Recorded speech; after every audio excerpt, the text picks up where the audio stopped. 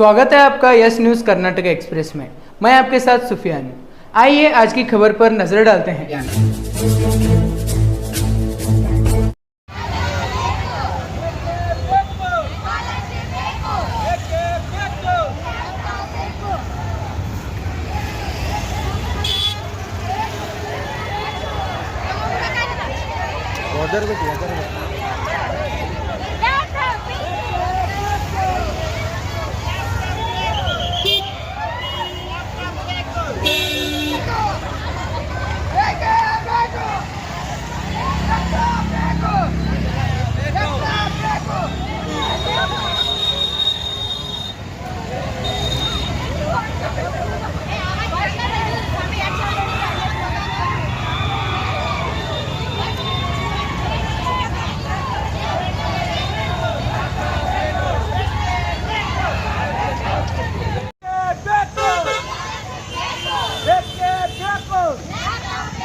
ವಿದ್ಯಾರ್ಥಿಗಳಿಗೆ ಪ್ರೋತ್ಸಾಹನ ನೀಡದ ಸರ್ಕಾರಕ್ಕೆ, ವಿದ್ಯಾರ್ಥಿಗಳಿಗೆ ಸ್ಕಾಲರ್ಶಿಪ್ ನೀಡದ ಸರ್ಕಾರಕ್ಕೆ, ವಿದ್ಯಾರ್ಥಿಗಳಿಗೆ ಲ್ಯಾಪ್ಟಾಪ್ ನೀಡದ ಸರ್ಕಾರಕ್ಕೆ,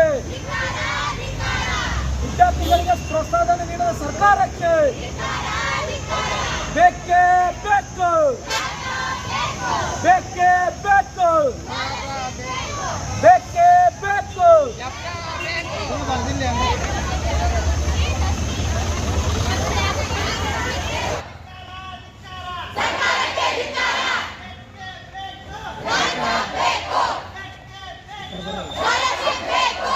ವಿದ್ಯಾರ್ಥಿ ಪರಿಷತ್ತಿಂದ ವಿಜಯಪುರ ನಗರದಲ್ಲಿರ್ತಕ್ಕಂಥ ಸುಮಾರು ವಸತಿ ನಿಲಯಗಳಾಗಿರ್ಬೋದು, ಕಾಲೇಜ್ ಸ್ಟೂಡೆಂಟ್ ಆಗಿರ್ಬೋದು, ಅದರಲ್ಲೂ ಎಸ್ಪೆಷಲಿ ಮಹಿಳೆಯರು ಎಲ್ಲರೂ ಕೂಡ ವಿದ್ಯಾರ್ಥಿಗಳ ಒಂದು ಏನು ಸರ್ಕಾರ ಧೋರಣೆ, ಆ ಧೋರಣೆ ವಿರುದ್ಧ ಇವತ್ತು ಸುಮಾರು 1 ಕಿಲೋಮೀಟರ್ ನಾವು ರ್ಯಾಲಿ ಮಾಡ್ಕೊಂಡು ಇವತ್ತು ಜಿಲ್ಲಾಧಿಕಾರಿಗಳ ಮುಂದೆ ಇವತ್ತು ಧರಣಿಯನ್ನು ಕೂತ್ಕೊಂಡಿದ್ವಿ.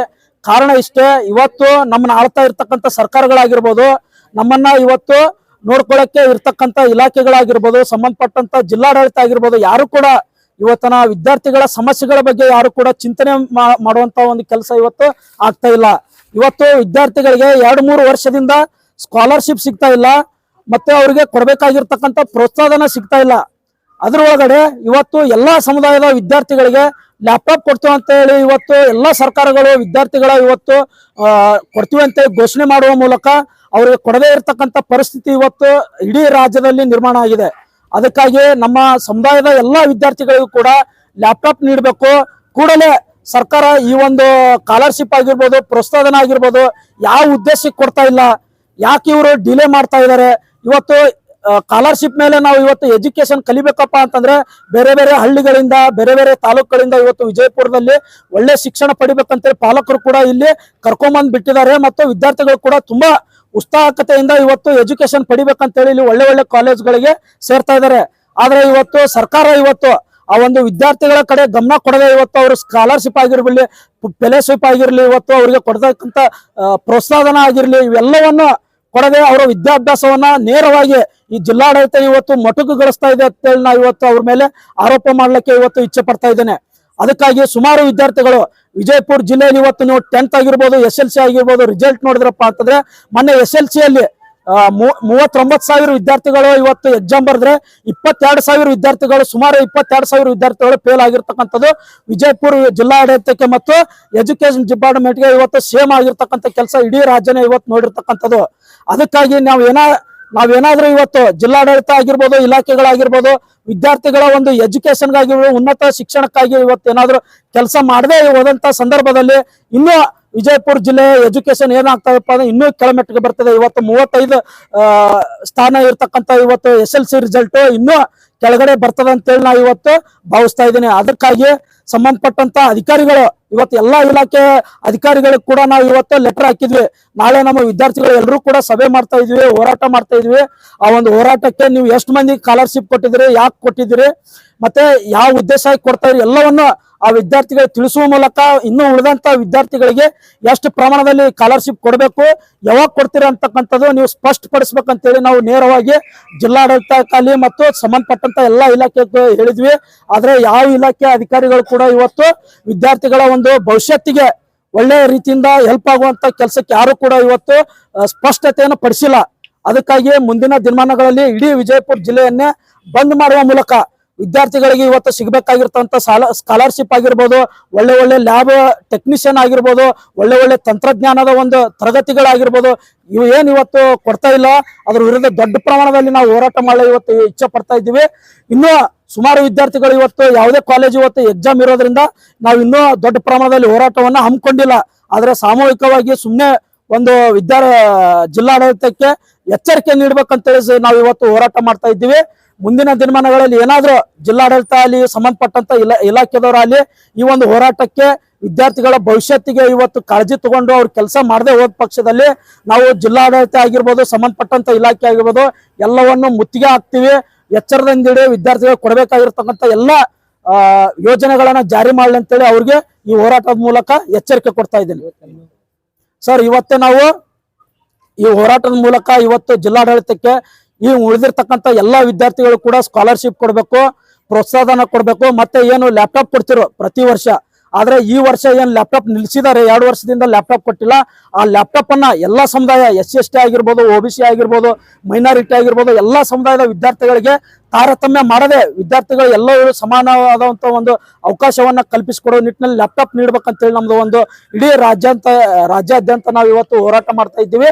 ಅದಕ್ಕಾಗಿ ಜಿಲ್ಲಾಡಳಿತ ಆಗಿರ್ಬೋದು, ಸಂಬಂಧಪಟ್ಟಂತ ಸರ್ಕಾರ ಆಗಿರ್ಬೋದು, ಈ ಒಂದು ವಿದ್ಯಾರ್ಥಿಗಳಿಗೆ ಕೂಡಲೇ ಲ್ಯಾಪ್ಟಾಪ್ ನೀಡುವ ಮೂಲಕ ಅಂತ ಎಲ್ಲಾ ವಿದ್ಯಾರ್ಥಿಗಳಿಗೂ ಒಳ್ಳೆ ಒಂದು, ಯಾಕಪ್ಪ ಅಂದ್ರೆ ಇವು ತಂತ್ರಜ್ಞಾನ ಯುಗ ಇರೋದ್ರಿಂದ ಲ್ಯಾಪ್ಟಾಪ್ ತುಂಬಾ ಅವಶ್ಯಕ ಇವತ್ತು.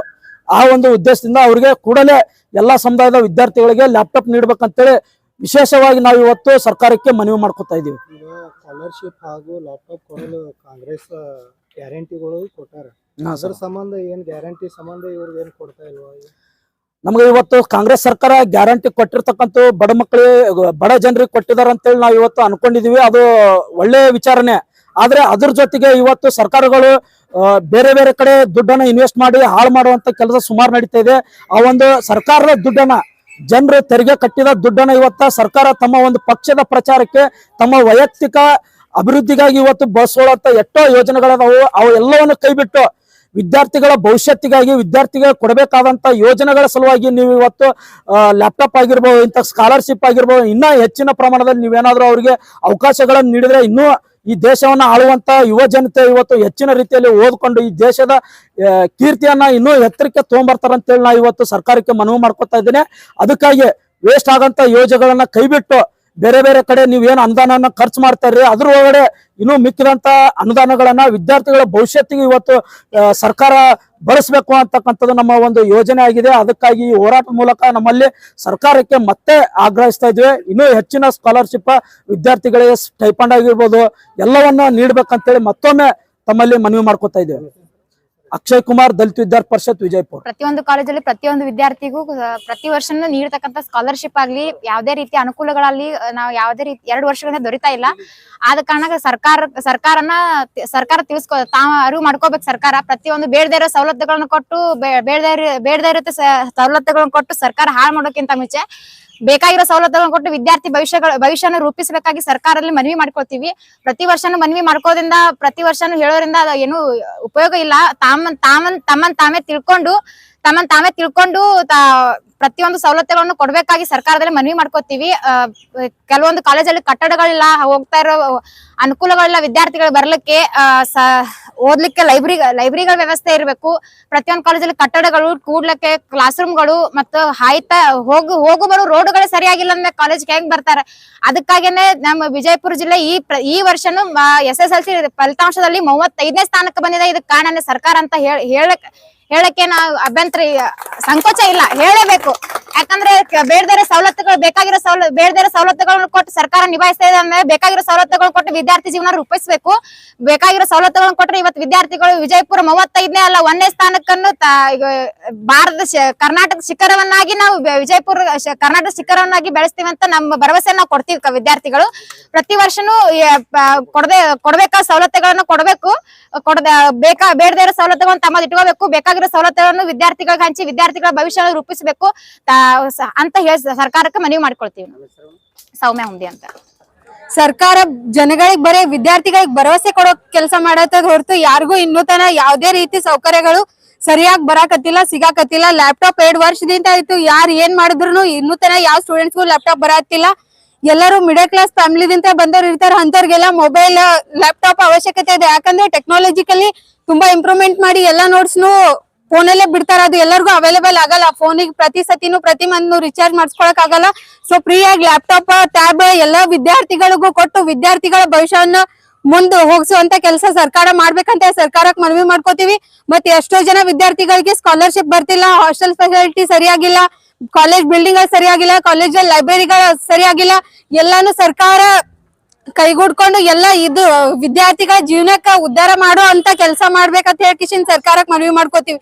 ನಮ್ಮೆಲ್ಲ ಎಷ್ಟೋ ಜನ ವಿದ್ಯಾರ್ಥಿಗಳು ಲೈಬ್ರರಿ ಕೊರತೆಯಿಂದ ಎಲ್ಲಾ ಬುಕ್ಸ್ ದುಡ್ಡು ಕೊಟ್ಟು ತಗೊಳಕ್ ಆಗಲ್ಲ. ಯಾಕಂದ್ರೆ we are middle class family, belongs to middle class families. ನಾ ಸರ್ಕಾರಕ್ಕೆ ಇಷ್ಟ ಕೇಳ್ಕೊತೀನಿ, ಇಲ್ದಿರೋ ಸವಲತ್ತುಗಳನ್ನೆಲ್ಲ ಕೊಡೋದಕ್ಕಿಂತ ವಿದ್ಯಾರ್ಥಿಗಳನ್ನ ಬೆಳೆಸಕ್ ನೋಡ್ರಿ.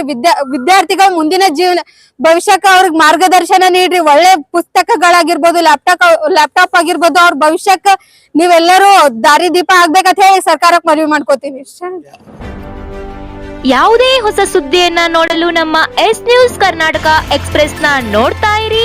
ಹಾಗೆ ನಮ್ಮ ಚಾನೆಲ್ ನ ಸಬ್ಸ್ಕ್ರೈಬ್ ಮಾಡಿ, ಬಾಜು ಇರುವ ಬೆಲ್ ಐಕಾನ್ ಅನ್ನ ಕ್ಲಿಕ್ ಮಾಡಿ. ಹಾಗೆ ನಮ್ಮ ಚಾನೆಲ್ ನ ಲೈಕ್ ಮಾಡಿ, ಶೇರ್ ಮಾಡಿ. ನಮ್ಮ ನಡೆ ಸತ್ಯದ ಕಡೆ.